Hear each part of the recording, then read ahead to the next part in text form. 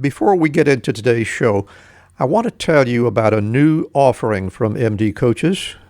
Group coaching for physicians is a small, virtual, confidential cohort designed to inspire participants to rediscover personal and professional fulfillment. The next cohort begins on Thursday, October 6th, and runs weekly until November 10th. And you can earn one CME credit per session, totaling 6 credits in all.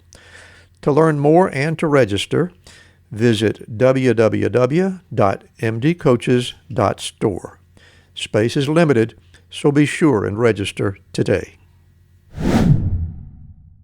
Right. So because the money is a good incentive. Unfortunately, we're getting the money from not the person we're sitting across in the exam room from.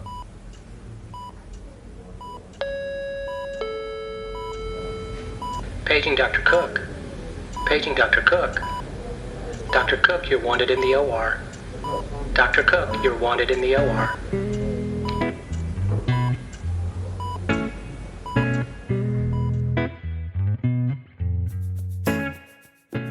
Welcome to the Prescription for Success podcast with your host, Dr. Randy Cook.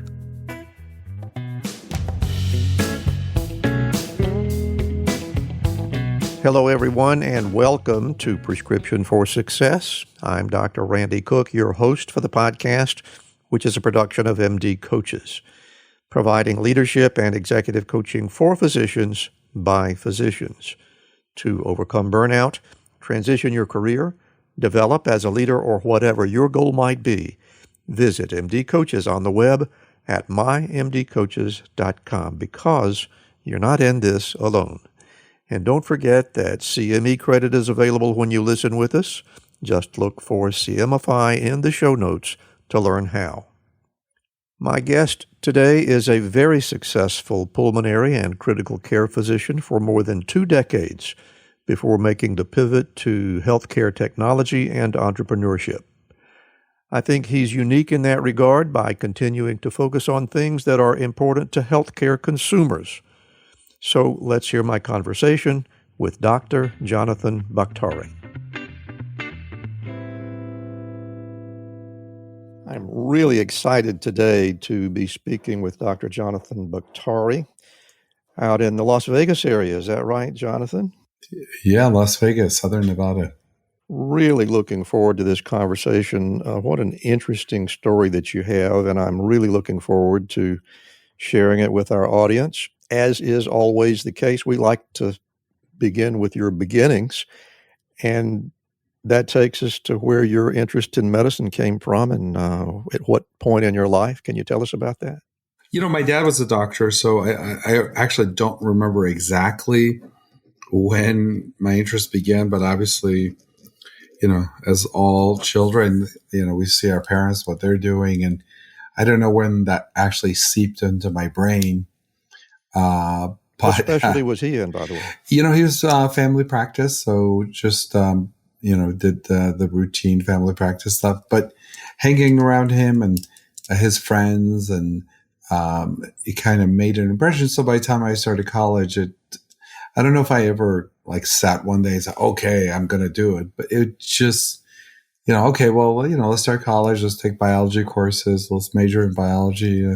Next thing you know, you're pre-med, and it was very slow. I don't recall ever having an, you know, aha moment. That's interesting. Yeah. So you never had any temptation to go off in a different direction back in those days, right? You know, honestly, back then, you know, you really, I hate to say it, I don't want to give away, you know, that I'm a little older, but, you know, it's just, you know, you didn't have the internet, you didn't have, unless you got lucky to meet some other mentors, or, you know, now you can watch YouTube and figure out, investment bankers and, you know, venture capital people and, or just, you know, media people. So it probably, you know, I think, you know, kids today have a much broader perspective in selecting field. Although I have no regrets, I just feel like now there's a lot more information that people have when they choose a career. So which is only good.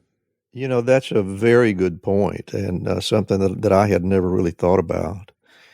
And along those same lines, once you got into the official training process, uh, medical school and residency, did it always feel right to you, or were there ever any moments when you thought, "Gee, what have I gotten myself into?" No, never. I mean, it just felt very natural. It felt like, that's what I should be doing. And for whatever it was worth, I kind of felt like I had a knack for it. And, I think part of what attracted to me medicine, I was always like, just tell me the facts. I even as a child, I didn't like people like, saying, I don't want to make fun of people who believe in astrology or whatever, anything that didn't seem like it was rooted in hard science seemed to me as a child or as an adolescent as something that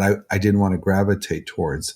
Although little did I know that truthfully, medicine is almost as much an art as it is a science. But back then I was attracted to, I want to see the numbers. I want to crunch the numbers. I don't want to guess, like a psychologist, like they don't get back numbers and other people don't get back. They have to make assessments without getting data back. And I was always like, no, we need to get, labs and tests and just, validate, our thinking. And, so many people have careers where they don't get the kind of data, especially some of the specialties in medicine where we get a lot of data back potentially. But ironically, what I learned much later in my career is, equally as important is the art of medicine, and what patients are really looking for beyond you getting them better is they're looking for someone who cares. They're looking for someone who's their advocate. They're looking for someone to share their issues with in a way that they feel they've connected to. And I try to teach that to medical students and residents. It's the art of medicine that is the thing that people really need to be mentored and learn, because the other stuff you can, learn in a book or whatever, but that part. And that's really, I would say a lot of residency and fellowship and have to do with the mentoring in addition to learning, the facts of whatever specialty you're in. It's, how to talk to patients, how to talk to staff, how to understand the motives behind different questions and different why patients are doing things or why patients aren't taking their medication, why they're struggling with things. And, you almost can't have the same, if you're seeing 10 patients in one day, or you almost have to have 10 completely different approaches if you know your patients well enough. So I think initially it was all the science. Ironically, later on, in a good way, I found out that it was also the art of medicine. I think you are so right about that. And as I think back on my formative years, I was getting that message from some people who really understood it. The great Tinsley Harrison himself was one of my teachers. And yet at that age, it just didn't sink in. And I think you make a good point. You almost are required to stand in the shoes before you can truly understand where the artistry is. And it sounds like that made a big impression on you. It did. Later on, I realized, I think I see it now. I mean, I think if I tell, and I did a podcast on this for medical students, I think what they need to understand is you'll be shocked how patients hang on to every single word you say sometimes. Like literally, you could say the same thing 2 different ways and just randomly pick different words, and it could have a different impact. They're just, especially if they have a relationship with you, especially if the topic is serious, they're just hanging on to every word. And we can think of examples, we used to see many studies that say, for example, if a doctor just says the word stop smoking, that's it, nothing else, that a certain percentage of people stop smoking because their doctor said it. And if you didn't say it, they're in for a migraine and you say, by the way, I see you smoke, stop that. And, whatever that number is, 10, 20, 30%, will stop just because they heard a doctor say it. And of course, the flip side is if you don't say it, like, well, Bill, why are you still smoking? And they're like, I don't know. I see my doctor. He never says anything. And so, and you could talk about weight loss or whatever. I mean, it's just, you realize the power you have. Oh my gosh. I mean, nobody ever says, my mechanic never said, you should rotate your tires more. So I'm not doing it. I mean, nobody hangs on to the mechanics every word. Nobody hangs on to even their CPAs every word. But you have to know that some patients hold you in such high esteem. And if you're not cognizant of that, it's going to be a loss because you can really help people that way. Continuing the conversation about personal development, you and I faced some decisions that were not so important to your dad in another era, and that is that when you and I trained, it was almost a given that you would have to do postgraduate training in some specialty, and you picked pulmonary medicine and critical care. What do you think led you in that direction? Yeah, I'm going to have to go back to my previous answer because, especially critical care is rich in data. The ventilator gives you data. The dialysis machine gives you data. People on life support, you're really like inundated with data. And I think, when I did my first ICU rotation, again, it was just me. I could sink my teeth into that because I'm like, okay, you put a swan in, you get data, you get an echo, you get data. I think initially I wanted medicine to be not subjective and very objective. And so you can make the right decision to help as many people as possible. Of course, even in ICU medicine, you later on find out that, there's an art to even that. But initially, I think that was the lure for me. I wanted something there. I've talked to many physicians and I doubt, maybe there is now, but I doubt there's any specialty other than critical care that literally is so rich in data about the patient's status. I would go along with that. In fact, it seems to me that you find that thirst for data in a lot of other specialties beyond pulmonary medicine. You can get critical care certification in surgery, for example, and in some other specialties as well. It really has become very much at the heart of modern day hospital care for sure, and certainly brings along its challenges. But I want to move you along a little bit more now. So you get yourself board certified in 3 different boards: internal medicine, pulmonary medicine, and critical care, and actually started your non-training career in the state of Hawaii. How did that come about, and why did you ever leave? Well, I'm just finishing my pulmonary critical care fellowship at UCLA. And actually, I got recruited directly out of UCLA, to Queens Medical Center and University of Hawaii.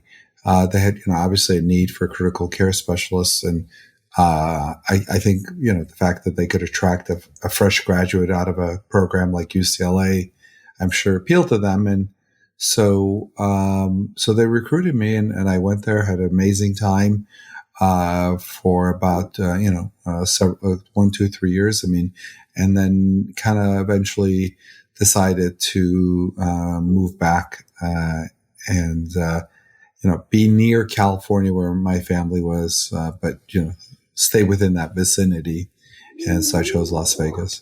Tell us more about that. What was the practice like when you began to settle into Las Vegas? I joined a traditional pulmonary critical care group. I think it was like a 10, 12-man group. We covered all the ICUs or most of the ICUs in town. And I think we grew beyond that. And eventually I became a senior partner in that group. And then eventually, branched out to administrative medicine and other things. But yeah, initially it was just coming in as a junior guy in the group and, just kind of, making yourself established and, being part of the group and contributing. and then growing in the group and becoming a partner. So, I mean, that was sort of the standard thing that, most people did when they joined a bigger group, is just work their way up in the group. And I think, that's pretty much what happened. And did you not also serve as clinical faculty for teaching of at least residents? Yeah, well, I did that in Hawaii too. So I was clinical faculty at University of Hawaii, and then I was clinical faculty at University of Nevada. And then also later on, I was clinical faculty in Department of Medicine in all three. But then at Touro University, I taught in the med school there too. Did you like that a lot? Yeah, I loved it. Because we were rounding in the ICUs and dealing with interns and residents and fellows anyway. And so becoming clinical staff, it was amazing. I had gone to really highly academic places for my training. And I trained in, Ohio State, Northwestern, UCLA. So that was the environment I grew up in anyway, just for my training, just a lot of academia, a lot of teaching. So it just was a natural extension of my own training. Because when I was a fellow, I was basically training the residents and med students. And when I was a resident, I was training the interns and med students. And so training was just a part of what we did as we were getting trained. So it just felt natural. Did you have the feeling that the state of mind of the house staff in particular, and maybe even the medical students as well, did you have the feeling that the state of mind had changed compared to what existed when you were in that position?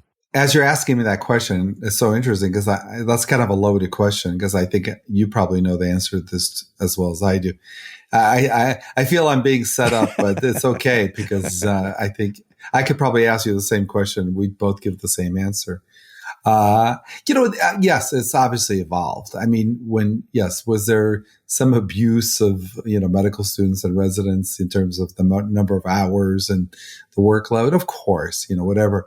And is it a little more light now where, there's regulations and they can't, like after you're on call, you get to go home the next day and you can only see a certain number of patients. And, I think there was less of that. And I'm not saying that was good. All I can say is there was a little bit of positivity that came with that, but there was some negativity, obviously, lifestyle, blah, blah, blah. But, it's sort of like, seeing a great trauma surgeon, who served in a MASH unit, where they were getting just tons of trauma and fresh and everything you could imagine. It was, a lot of those internships and residencies that were pretty intense, prepared you for everything and anything. Not, it wasn't like you were going to be done doing a residency or even med school and saying, oh, I'm going to be intimidated walking into a hospital or seeing a patient in the ER.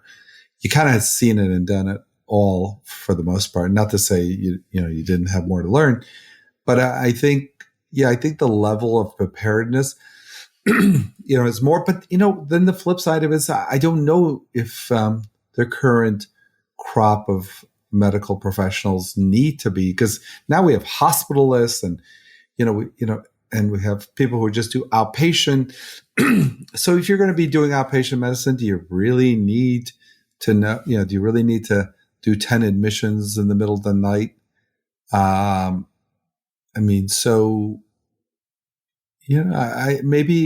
it's not needed anymore just because things are more compartmentalized, but no doubt there's a difference. No doubt and a lot of it's good. A lot of it, people have a better lifestyle. A lot of residents are married and have kids, and it allows for more balance. Yeah, I appreciate your thoughts on that. And believe it or not, I was not, I promise I was not trying to bait you into something. But the entirety of my private practice was completely separated from any connection with academic medicine. So I never really had, house staff available to me to look after people when I was not there. So for me, private practice was not profoundly different from being a resident. But as you say, the entire landscape of medicine in terms of the different styles of practice that are available is profoundly different. There are lots of other opportunities, and there seems hardly any reason to ask somebody who really is a dedicated healer to punish themselves with the sorts of unbelievable workloads that we faced when we were being trained. So I think you've made a very good point there. Yeah, I think there's, obviously some pros and cons, but yeah, if the landscape's going to change, this might be much better suited for the current landscape. Indeed. Let's come to the next shift. You had a very successful career in clinical medicine, and I'm sure it was quite rewarding for you, but at some point you began to look around for other opportunities, and I'm very interested to know what put that in your head.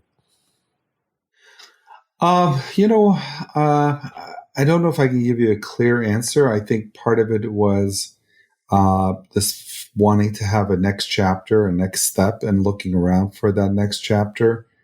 I think, once you, decide to become board, go to residency, be board certified, then double board certified, then triple, at a certain point, like, well, what's next? And so I think this kind of void to find what was next must have been present, because I was really searching, well, maybe I should do, while I was doing the teaching, I thought, well, maybe I should be doing some more administrative medicine. And then some opportunities opened up to be a medical director of insurance companies and different opportunities. I was ICU medical director. I was chief of medicine.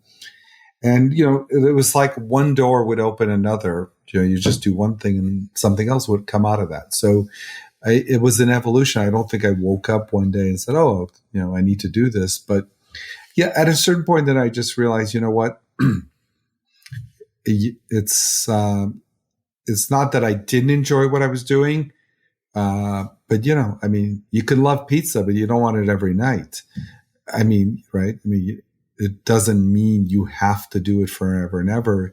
What I'm doing now, for example, has skill sets that I never had before. I had to acquire new skill sets to do what I'm doing now, and that presented fresh new challenges to get good at something else. Doctors always think they're so smart, but I always kid my friends, my doctor friends, to say, doctors think generally as a lot. They think they're they have these undergraduate's degree and they got 4.0 GPAs, and they think they're so smart, and maybe they are. But I say, well, if you're so smart, how come you only have one way to make a living? How smart can you be? You can't be that smart, right? Like, how smart? And I kind of said that to myself, how smart am I? I don't think I'm so smart. I can only think of one way to make a living. And well, I have to tell you that looking at it from the other end of the spectrum, and now that I'm fully retired from medicine, when I look at the landscape, I can see where you can actually work your way into a situation of near obsolescence, because the field changes. The science doesn't change, but the science that's available changes, and you can become antiquated. And to move into something else where you're motivated to do a lot of learning rather than to say, hey, I don't have to learn anymore because I've already done it all. I think this is a good thing. Do you ever feel that way? Kev, for me, it's been such a slow evolution that I don't know if I sit down and think about it, but I hear what you're saying. Right. It's almost imperceptible. Yeah. Hi, I'm Rhonda Crow, founder and CEO for MD Coaches. Here on RX for Success, we interview a lot of great medical professionals on how they grew their careers, how they overcame challenges, and how they handle day-to-day work. I really hope you're getting a lot of great information. But if you're looking for an answer to a specific problem, management or administration challenge, or if you're feeling just a bit burnt out, like maybe you chose the wrong career, well, then there's a faster way to get the help you need. No, it's not counseling, it's coaching. RX for Success is produced by MD Coaches, a team of physicians who have been where you are. I know you're used to going it alone, but you don't have to. Get the support you need today. Visit us at mymdcoaches.com to schedule your complimentary consultation. Again, that's mymdcoaches.com, because you're not in this alone. We'll get back to our interview in just a moment, but right now, I want to tell you about a new sponsor for us. Growing Innovation Health Solutions is a comprehensive medical billing service that allows you to shift the burden of collections off your shoulders so you can focus on patient care. GI Health Solutions has the experience and the expertise to help you manage all your billing-related chores efficiently and professionally. Their expert team will handle all your coding, claim follow-up, and billing issues to be certain you receive your payments on time. They can streamline your billing process and increase your revenue by up to 30%. With GI Health Solutions, you'll get more time with patients, less busy work, better cash flow, fewer errors, and improved patient satisfaction. So reach out to Growing Innovation Health Solutions today and let them help your medical group improve profitability and eliminate administrative burdens. Visit their website at www.gihealthsolutions.net for a free consultation. We'll get back to our interview in just a moment, but right now I want to tell you a little bit about Physician Outlook. If you haven't discovered this remarkable magazine, please do so very soon. It was created by physicians, for physicians, to showcase the intersection between clinical and non-clinical interests. Whether it's writing, painting, cooking, politics, and dozens of other topics, Physician Outlook gives a physician perspective. It's available online and in print. It's really unique among physician lifestyle magazines. And like the Prescription for Success podcast, Physician Outlook amplifies the voice of any physician who has something to say. It also engages patients who still believe in physician-led, team-based care. And Prescription for Success listeners can get 3 months free when you enter our promo code RX for Success and select the monthly option at checkout. That's a really great deal on this stunning publication. And now let's get back to today's interview. Well, with that segue, let's hear a little bit about the beginnings of E7 Health. Yeah, so we started E7 Health in 2009 as we actually called it the Vaccine Center. So we subsequently had to rebrand because people thought that's all we did. But the gist of it was, there was a lot of people in the United States who were, who were, even dying, up to 50,000 vaccine preventable deaths a year in the United States alone. And so we thought, hey, nobody's really focusing on adult vaccinations. It was always like a side gig for urgent cares and Walgreens. I mean, Walgreens is busy, selling Kit Kats and diapers, and they also want to sell you a vaccine. So it just seemed like, right? And so it just seemed like, Kit Kats and vaccines, why are they in the same store? So we just figured, hey, is there anyone that can just look at adult vaccinations and make it their primary focus and write technology and software to support that? And nobody else was doing it. And it was definitely for people who read this kind of blue ocean strategies in business. It was really a blue ocean. Nobody was really looking at that. And we didn't do it because it was necessarily a good business or not, but it was more like, there's all these vaccine preventable deaths, and adult vaccinations just didn't show up on anybody's radar, although they're critically important, whether it's travel vaccine. And you're actually talking about this before COVID. Right. Yeah. I joke that we were a COVID company before COVID hit. I talk to so many people like, oh, we pivoted to COVID. We started doing COVID testing and, we're doing COVID this and COVID that. And we pivoted. Everyone's pivoting to COVID now. Where our technology, feel like, well, we do testing now for COVID. We were doing testing for measles, mumps, rubella, hepatitis A, hepatitis B, chicken pox, from 2009 on. And we were giving away, every adult vaccine available in the United States, whether it was Japanese encephalitis vaccine, yellow fever, typhoid. We had access to anthrax vaccine. We were giving every vaccine available for adults, not children. And, the shingles, pneumonia, flu, and typhoid vaccine. And, it's just now, a lot of people are now more sensitive to adult vaccinations. But back when we started, it was not many people were doing it. Actually, not many people are still doing it. They're always doing it as a side thing to whatever urgent care they're running or whatever other thing they're doing. I'm very unclear on how the customer, how the recipient finds what you have to deliver. I have to admit, when it's time to get my flu shot, I go to Walgreens. Right. Don't feel bad, because before I got into it, I had no idea what it was either. There's multiple books of business, should we call them, that adult vaccinations are involved. One of them, for example, is employee health services, and I'm not talking about like wellness or whatever. And for example, if let's take the medical world. If you want to get a job in a nursing home, a hospital, you want to get a job in a doctor's office, dentist's office, you need to get certain vaccines, TB, skin test, flu shot before you start. And then you may need them annually. Those are OSHA required, and there's JCO required stuff. And that's just in the medical field. Those are mandated, and people have to get them. But then there's other specialties. Even, some security guards need a Hep B vaccine in case they arrest someone. There's blood involved.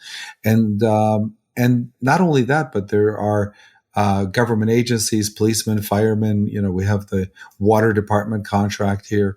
And so part of it is B2B, companies and government agencies that need vaccines, TB skin testing, laboratory testing, titers, annual physicals. But it's all wrapped around the vaccine, and then we provide every service around it. So that's for corporate health. We do student health. So we're the outsourced student health department for many allied health schools that can't afford to have their own student health department. And for every one school that can afford their own student health nurse and department, there's 10, 15 that can't. So we service them. We do travel medicine. So if you're traveling to anywhere in the developing nations, you're going to South America, Africa, Asia, the CDC says you need to come see us or someone like us.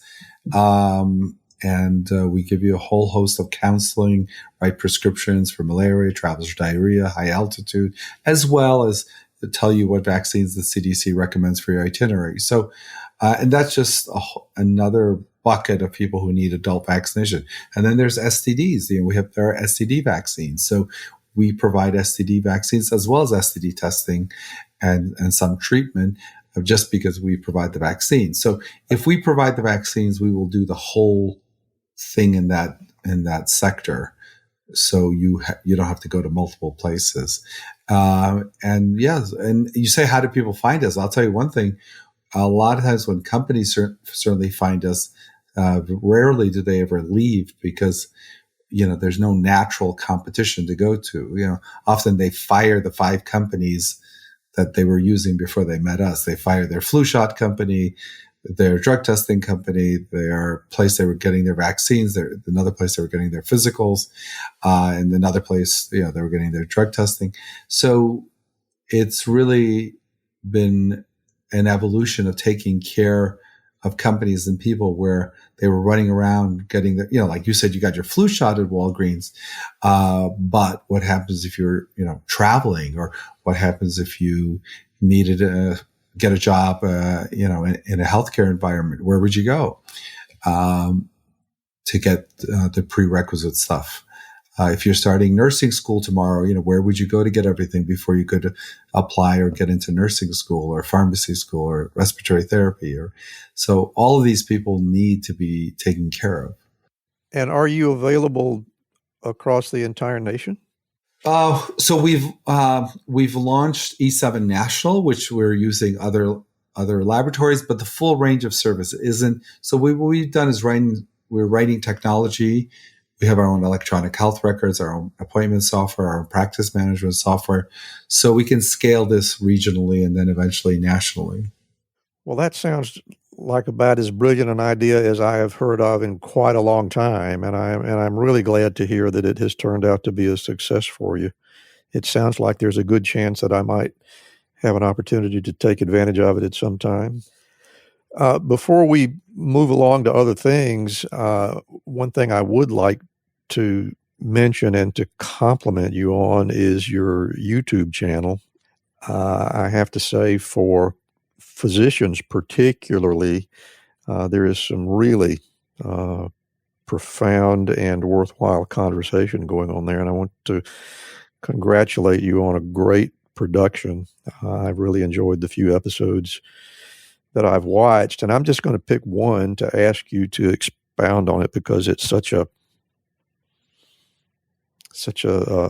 area of profound misery for a lot of people. You had one where you discussed the electronic health care record, the EHR, and I'm wondering, do you think that we missed a great opportunity with EHR way back at the very beginning, or was this something that we were just going to have to live through and get through it and finally get it right sooner or later? Where do you stand on that? Well, do you want me to give you the controversial answer or the non-controversial answer? Which one would you like? Oh, let's go with controversial. That usually gets lots of listeners. So, the controversial answer is that a lot of healthcare technology is written with multiple goals simultaneously. And when I say multiple goals, multiple masters, of course they want to make the healthcare provider happy. They want to make the patient happy, but they really also want to make the insurance company happy. They want to make Medicare and Medicaid happy. And they want to comply with regulatory stuff. And so really the prime directive is not to focus on user experience and necessarily quality, although quality is important. But and when I say not focus, it doesn't mean they don't address it. It just means, if you're writing a software, you're writing it usually for two parties, right? The person on one end of the transaction, the other end of the transaction. But electronic health records and a lot of medical technology is written to make multiple people happy.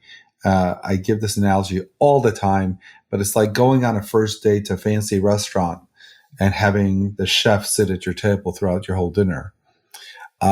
Somehow that's going to, and be part of the conversation. Somehow that's going to make whatever interaction you were going to have on that date not the same as if you were alone. And I don't know if that translates into electronic health records clearly for other people, but it does for me. So when you look at what's out there, the electronic health records and the technology is really not, medical provider, doctor, patient, and how do we maximize that experience? It has multiple masters. And, what happens is, it's like trying to bake a cake and you're trying to make 5 people at the table happy. Well, I like mine extra sweet and I like mine extra crispy and I like, you're going to get something that nobody's happy with. And I think that's where we are with healthcare technology in general. I mean, yes, there are breakthroughs, whatever, but it's really not meant to focus on the patient or the healthcare provider at the exclusion of other people. So let me see if I can take you a little deeper into that question. And at this point, it'll be tainted by my own attitudes, of course. But it's interesting to me that we really turned up the throttle on the electronic health record in 2009 with legislation that was put forth in the Obama administration. And to his credit, I think he was trying to do the right thing. He gave us a deadline. And he said, everybody's going to be on an EHR or you're not going to get paid by CMS. And to me, that put the manufacturers of EHR in the driver's seat because they could give us anything they wanted to. And it didn't really have to serve us. And to me, it seems like that's where a lot of the heartburn came from. And the heartburn is severe in my experience. Am I near the truth? Yeah, I mean, I think it's multifactorial, and I did a podcast on just the amount of time a doctor spends looking at a computer screen during a patient interaction, and the numbers were staggering, 70-80% of their time. But at the end of the day, though, let's say, Randy, you and I we hire a whole technology team, okay?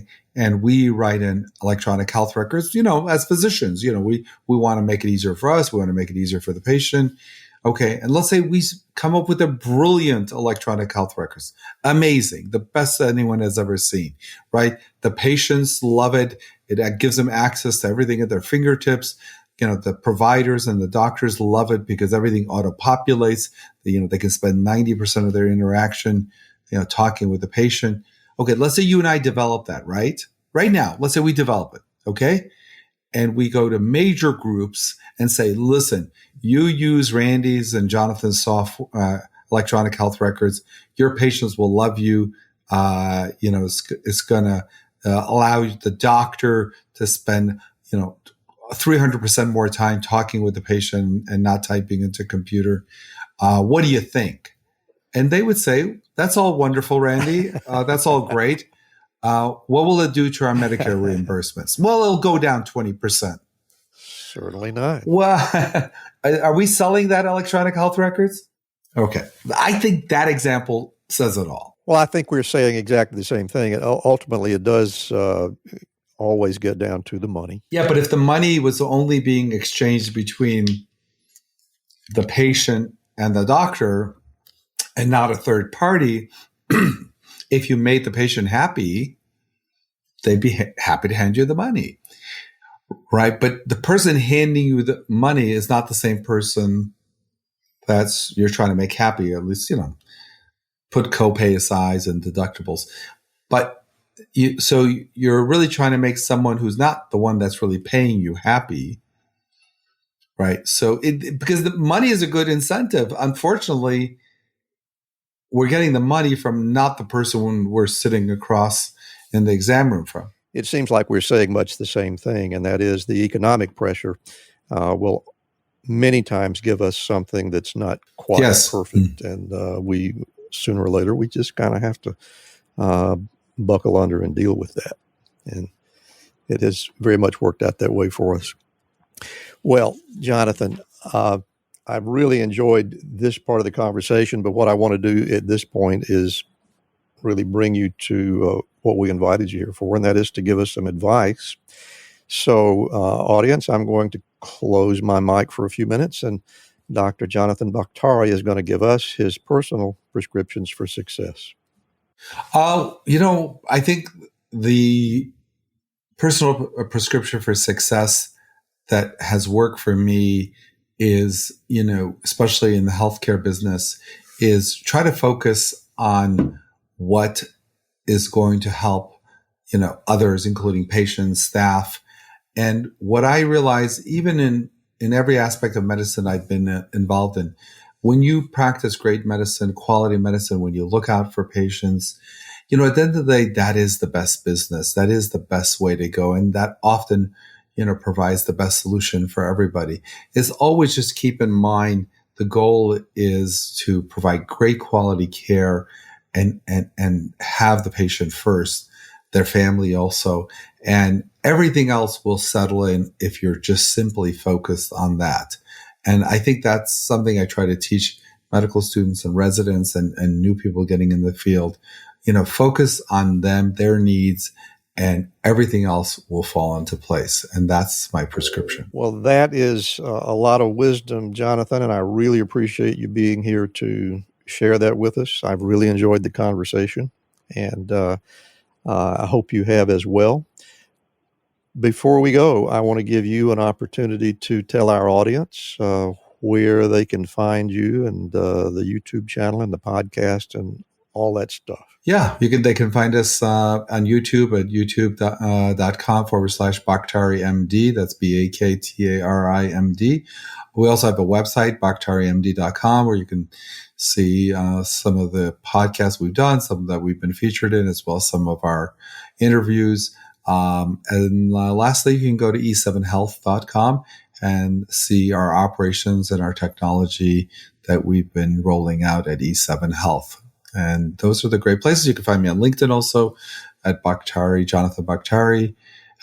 Those are all great ways to connect with us. And we're on all the social media as well as Twitter and the rest. And I will underscore one more time, the YouTube channel is just really engaging, and I have enjoyed every minute that I've spent there, and will probably be there a good bit more. So with that, Dr. Jonathan Baktari, thank you so much for being with us today. It has been a pleasure. Thanks for having me, Randy. It was an honor. Thank you so much for joining us today. We'd really appreciate a review from you, and a 5-star rating helps give our podcast much more visibility, and that helps us reach more listeners. You can find exclusive content on our Patreon page, including membership-only material like personal rapid-fire Q&A sessions with our guests. And to be sure you never miss an episode, check out our website at rxforsuccesspodcast.com to subscribe. And while you're there, learn how to get CME credit from CMFI just by listening. Special thanks to Ryan Jones, who created and performs our theme music. And remember, be sure to fill your prescription for success with my next episode.